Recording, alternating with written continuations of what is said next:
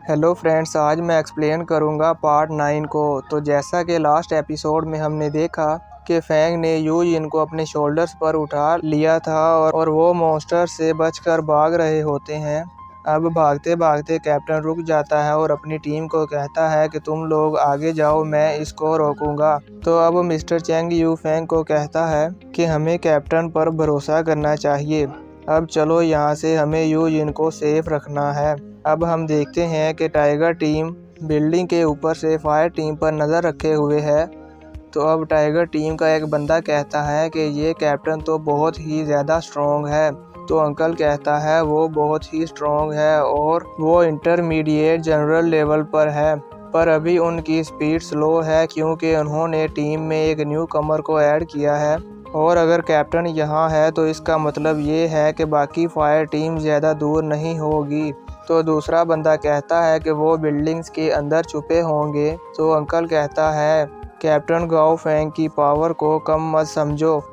उनकी टीम में जो न्यू कमर फैंग है वो मेरी सोच से भी ज़्यादा स्ट्रॉन्ग है और अगर हम इनको ऐसे ही तरक्की करने देंगे तो ये हमारे लिए फ्यूचर में प्रॉब्लम बन जाएंगे। तो दूसरा बंदा कहता है कि कैप्टन लियू फैंग अभी अकेला है, तो क्यों ना हम उसे मार दें ताकि बाकी जो फायर टीम है वो कमज़ोर हो जाए और हम उनको एक एक करके मार दें। तो अंकल बॉस से कहता है कि ये एरिया हमारे लिए अपॉर्चुनिटी है और अगर फायर हैमर टीम ने सर्वाइवल को बचा लिया तो उन सब को पता चल जाएगा कि हम क्या कर रहे हैं। बेहतर यही है कि हम इन सब को यहीं पर ख़त्म कर दें। तो बॉस अंकल से कहता है तुम फिक्र मत करो, मैं जानता हूँ कि तुम फैंग से बदला लेना चाहते हो। मैं इसको बचकर जाने नहीं दूंगा, पर अभी मैं ये नहीं कर सकता। अब सीन शिफ्ट होता है और हम देखते हैं कि फैंग और बाकी फायर टीम भी एक बिल्डिंग में छुपी हुई है। तो तभी वहाँ पर एक मॉन्स्टर आ जाता है और जैसे ही वो उस मॉन्स्टर को मारते हैं तो वहाँ पर बहुत सारे मॉन्स्टर्स आ जाते हैं। तो सारी फायर टीम मिलकर उनको मारने लगती है। तो तब एक मॉन्स्टर पीछे से फैंग पर अटैक करता है, पर फैंग बहुत ही आसानी से उसको अपने एक ही वार से मार देता है। तो मिस्टर चेंग यू ये देखकर बहुत खुश होता है और सोचता है कि फैंग की फाइटिंग स्पीड तो इनक्रेडिबल है।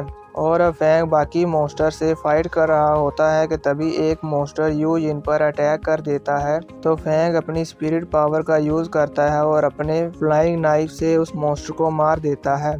तो ये देखकर मिस्टर चेंग यू फैंग को कहता है कि तुम्हारे पास फ्लाइंग नाइफ भी हैं, तुमने हमें क्यों नहीं बताया। तो फैंग कहता है मैं अभी इनकी ट्रेनिंग कर रहा हूँ, मैं इन्हें सिर्फ बैटल में ही यूज़ करता हूँ।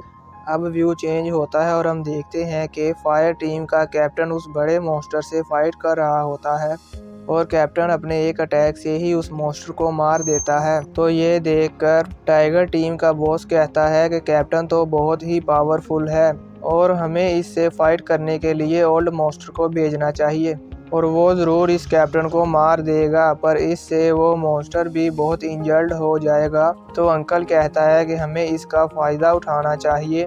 तो अब हम देखते हैं कि फैंग और बाकी की फायर टीम एक बिल्डिंग में छुपी होती है।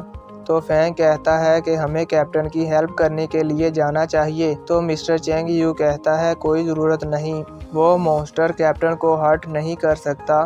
तो अब फैंग यू जिन से पूछता है कि तुम उस वॉलंटियर टीम में क्यों गई थी।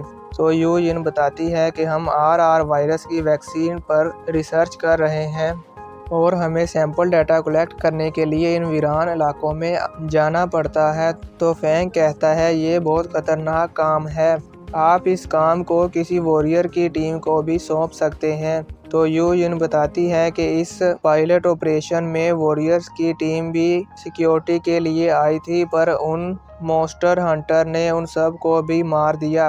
अब बताते बताते यू जिन भी रोने लग पड़ती है।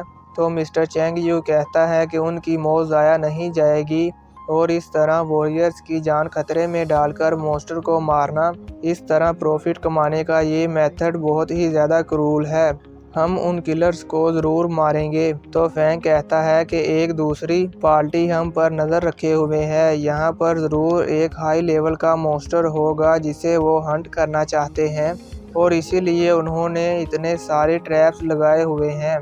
तो दूसरा बंदा कहता है कि वो मॉन्स्टर बहुत हाई लेवल का होगा और एक्सट्रीमली स्ट्रॉन्ग और इंटेलिजेंट होगा। तो अब हम देखते हैं टाइगर टीम को। तो अंकल बॉस को कहता है कि आप बाकी सब को संभालें और फैंग को मुझ पर छोड़ दे, मैं उसको छोड़ूंगा नहीं। तो बॉस कहता है कि तुमको वाकई ही फैंग पर बहुत गुस्सा है।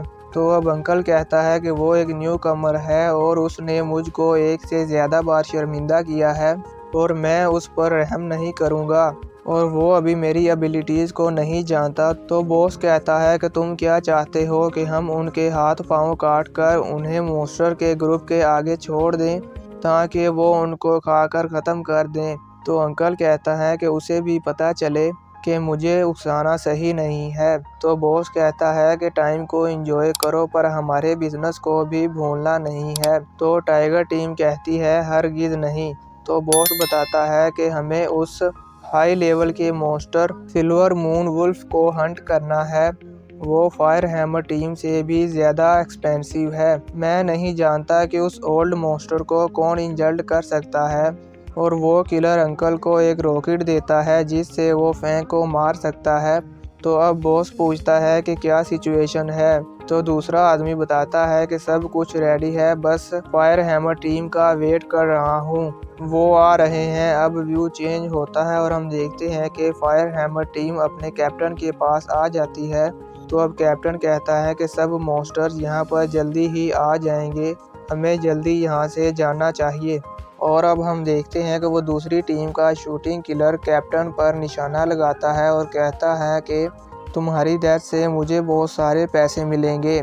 और साथ एक और किलर कैप्टन की लेग्स पर निशाना लगाता है और कहता है मैं इसकी लेग्स तोड़ दूंगा। तो बॉस कहता है वेरी नाइस। और अब बॉस अल्ट्रासोनिक डिवाइसेस को एक्टिवेट कर देता है और फैंग और कैप्टन को शूट करते हैं पर वो इन दोनों वार से बच जाते हैं।